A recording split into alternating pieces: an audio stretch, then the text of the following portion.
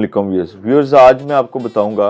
कि पे ऑर्डर को वेरीफाई करवाने का क्या तरीका है। पे ऑर्डर जब भी लेना है उसको वेरीफाई करवाना है, अदरवाइज़ आपने जो उसके बदल में चीज़ है वो किसी शख्स के हवाले नहीं करनी,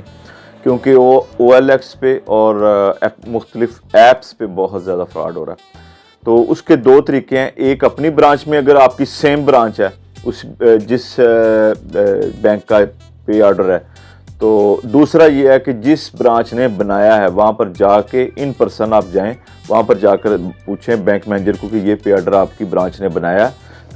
और इसमें इतनी रकम है, और वो अगर वेरीफाई करेगा फिर आपने दूसरे बंदे के हवाले चीज़ कर देनी है, पे ऑर्डर ले लेना है। या फिर ये है कि अगर दोनों का बैंक सेम है, यानी कि आपका बैंक भी सेम है और बनाने वाले का भी बैंक सेम है, तो फिर आपने अपने बैंक में जाके पहले चीज़ नहीं हवाले करनी,